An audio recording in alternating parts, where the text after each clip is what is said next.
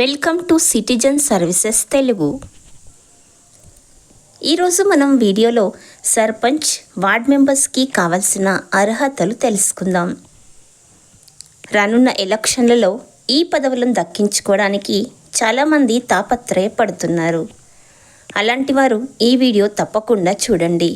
ఇందులో మనం సర్పంచ్కి పోటీ చేయడానికి కావాల్సిన అర్హతలు అనర్హతలు పూర్తిగా తెలుపుతాను.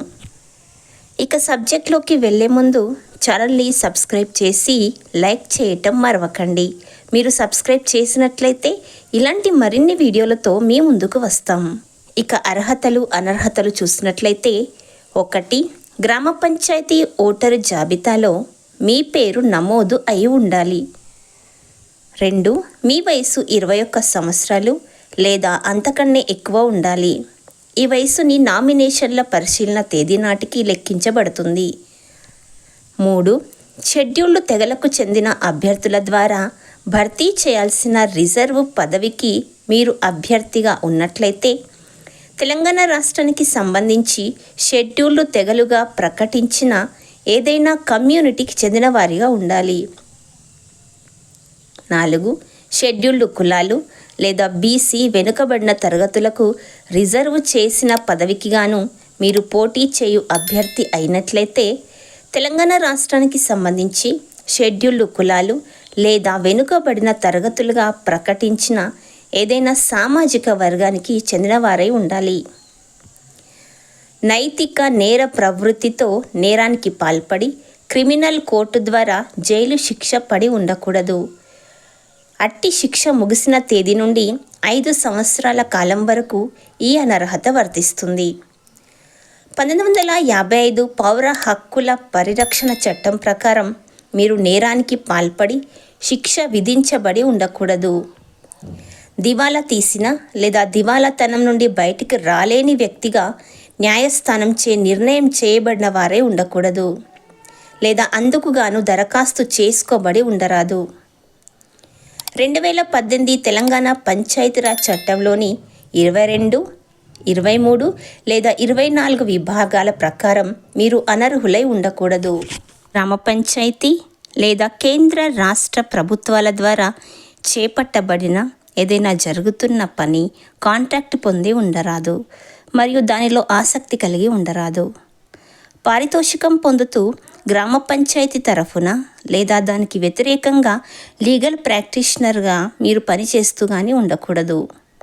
రాష్ట్ర ప్రభుత్వం 25% తక్కువ కాకుండా మూలధన వాటా కలిగి ఉన్నట్టి కంపెనీ లేదా కార్పొరేషన్లో సహకార సొసైటీ కాకుండా మీరు మేనేజర్ లేదా కార్యదర్శిగా పనిచేస్తూ ఉండరాదు.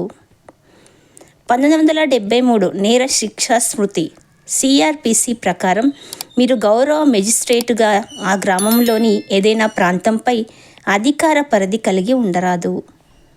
ప్రస్తుత లేదా గత సంవత్సరంలో గ్రామ పంచాయతీకి బకాయి పడి ఉండి అట్టి బకాయి చెల్లించవలసినదిగా మీకు బిల్లు లేదా నోటీస్ ద్వారా తెలియచేయబడి విధించిన గడువు ముగిసినప్పటికీ మీరు ఆ బకాయి చెల్లించకుండా ఉండకూడదు.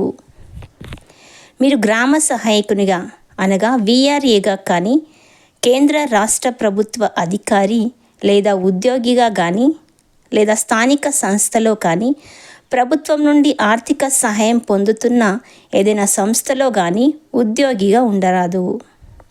కేంద్ర పార్లమెంటు లేదా రాష్ట్ర అసెంబ్లీ ద్వారా చట్టబద్ధత పొందిన ఏదైనా సంస్థలో మీరు ఆఫీసు ఉద్యోగిగా ఉండకూడదు. రాష్ట్ర శాసనసభ ఎన్నికల కోసం ఇప్పుడు అమల్లో ఉన్నట్టి ఏదైనా చట్టం ప్రకారం మీరు అనర్హులుగా ప్రకటించబడి ఉండకూడదు. చట్టంలోని 21(3) విభాగం ప్రకారం 2 కంటే ఎక్కువ మంది పిల్లల్ని కలిగి ఉండి మీరు అనర్హులుగా ప్రకటించబడరాదు. 31 మే 1995కి ముందు 2 కంటే ఎక్కువ పిల్లల్ని కలిగి ఉన్నా మీరు అర్హులే. ఈ వీడియోని మీ గ్రామంలోని సర్పంచ్ వార్డ్ మెంబర్కి పోటీ చేయాలి అనుకునే వారికి షేర్ చేయండి. ఈ వీడియోలో కంటెంట్ మీకు నచ్చినట్లయితే మా ఛానల్ని లైక్ చేసి సబ్స్క్రైబ్ చేయండి. మీరు సబ్స్క్రైబ్ చేస్తే ఇలాంటి మరిన్ని వీడియోలతో మీ ముందుకు వస్తాము. Thank you for watching. జై హింద్.